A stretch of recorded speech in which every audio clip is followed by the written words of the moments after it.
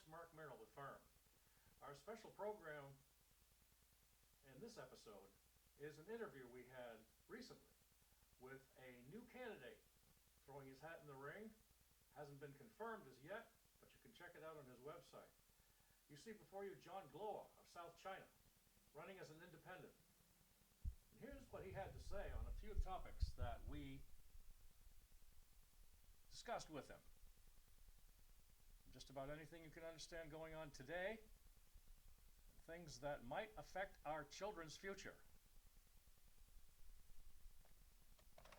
Sure. First of all, thank you very much for having me. Absolutely.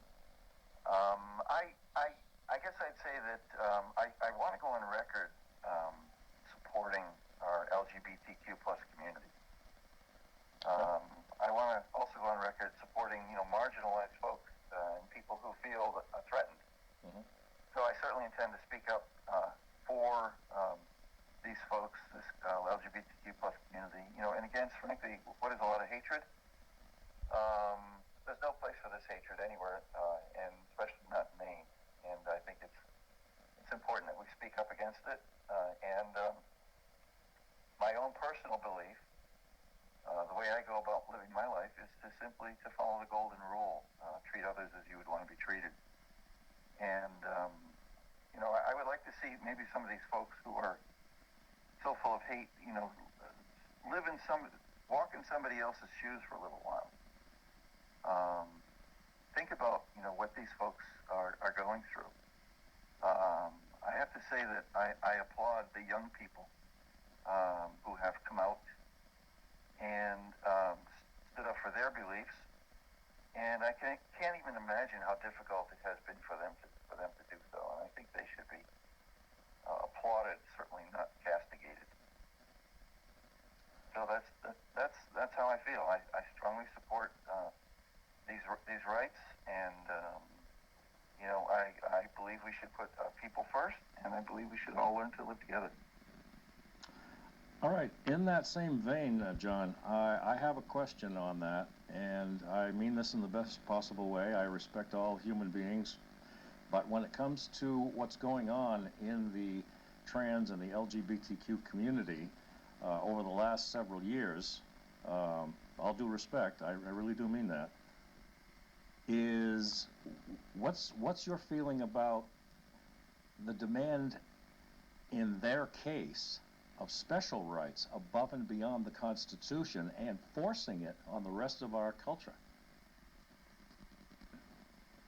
Well, I think that these folks have a case. I think they have a beef. I think they've been marginalized for far too long, and frankly, I don't blame them for being upset, being angry, and wanting to be treated as everyone else is treated. I also don't think they're looking for special rights. I think they're just simply looking for equal rights. And as far as demanding or forcing anything, I can tell you that as a state employee, as a potential candidate, as a private citizen who has tried to enact positive change in the state and state government, and been turned down for decades. State government, frankly, doesn't want to do anything or won't do anything that it doesn't want to do. And their way of doing business is to say no, and to say no, and to say no, and hopefully people will give up and go away. And I hope and I believe the folks in the trans community will not give up and will not go away, and will keep fighting for what they believe in and fighting for their rights. One more in that vein, John, is the whole thing, what's your take, I'll just put it this way, what's your take on the Title IX battle between Laura Libby and getting her censure removed and the Maine Human Rights Act as far as women's sports and transgenders in women's sports? I guess I'd have to say that it's only a game. It's a sport. It's only a game. The high school kids are just kids. Let them play. As far as colleges go, to my knowledge, it's really not an issue here in Maine. And again, I applaud anyone who is brave enough, courageous enough to be who they are, and I think that should certainly be recognized and not punished. As far as Laura Libby goes, I'd like to see her walk a few steps in some of these kids' shoes who are, what they're going through in terms of their gender identity.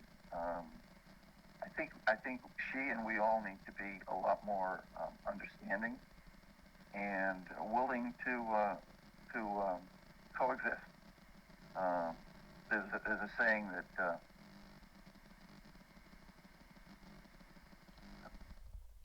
Were you able to edit that? Well, I can. That's not a problem, John. Okay. I do see your point. I think you know that just said goodbye. No, I did not. Interrupted my train of thought. Oh, okay. No problems. No problems. But there's a saying that do unto others as you would have done to yourself.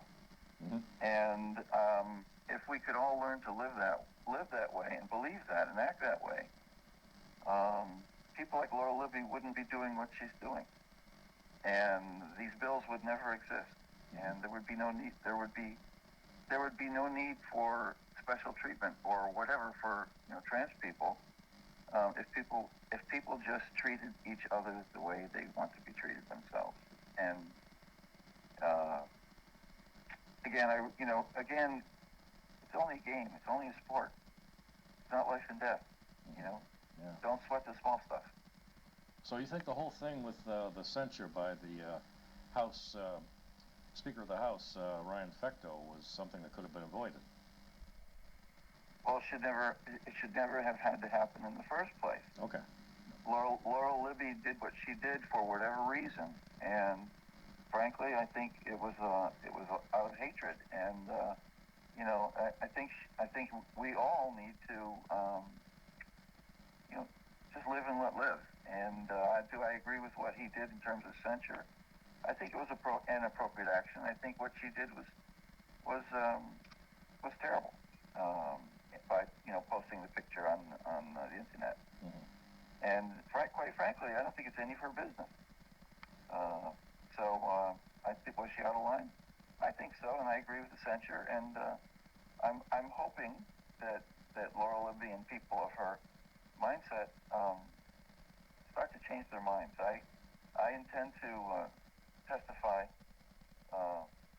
in opposition to anti-trans bills in the legislature. And I'm going to try. I think that we should just learn to live and let live, and that's going to be my message. All right, John. What about the firearms issues that were up yesterday? This is trying to encapsulize and nutshell things all in one thing, but they were talking about from private sales to, of course, gun shops being allowed certain things, and then handguns in motor vehicles and so on and so forth. I don't know if you had a chance to look at them all. They were on the schedule or the docket yesterday. What's your feeling there? I know you've already testified back in April when we were talking about the NRA and some other organizations. Right. So what's your outlook on that, briefly? Yeah, my feeling is that the Second Amendment basically does not allow for unfettered access to guns. If you read the Second Amendment, and folks like the NRA choose not to read the entire Second Amendment. Mm-hmm. But my single belief is we need to put people before guns, and we need to put human lives before guns. I think human lives are far more important than somebody owning a semi-automatic weapon or whatever. Should guns be outlawed? No. Should we have common sense laws to restrict them? Should we have stronger enforcement of those laws? Absolutely. Is this a perfect world? No, it is not. But I don't think that groups like the NRA, frankly, should be pushing their case as strong as they should. I think they need to learn to compromise. I know they're not going to do that, but I think compromise is the only way that we're going to resolve this issue. And each side's going to have to give a little bit. And I think that, again, my bottom line is putting people before guns. And that's the most important thing, and that's what guides me in my mindset and my thinking on gun issues. Real quick on that, John, the whole thing about the debate between should the Maine legislature have enacted or supported red flag laws as opposed to staying with the yellow flag laws, and if the Robert Card situation never would occur, I get my words the right way, I want to say it, may not have ever occurred. What's your standing on that? Well, I think that, frankly, Janet Mills has blood on her hands. And is that a strong statement? It is a strong statement. So I think Janet Mills has blood on her hands by not supporting a red flag law. Should there be more enforcement? Absolutely. I think we need reasonable common sense laws to save lives, to keep people from having guns who shouldn't have guns.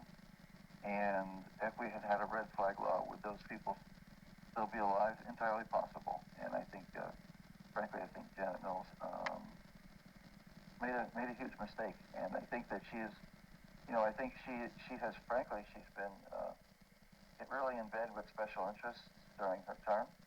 And the incident, the issue with guns and gun control is a perfect example of that. John Glowa, thank you very much for your time. And anything you want to say about your possible run for governor? We'll put it that way. Sure. As an independent, I'm running. If I do run as an independent, I will owe nothing to any of the political parties, and the only mission I will have is to put people and the public interest first. Maine does not need another politician in the blame house.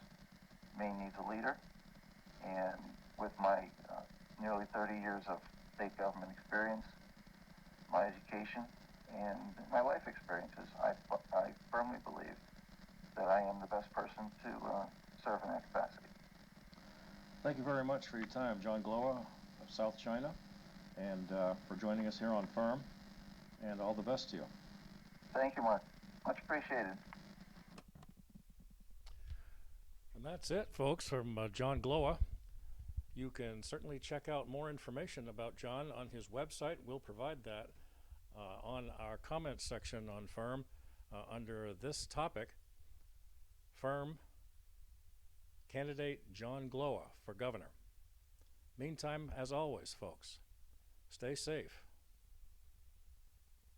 and peace to all.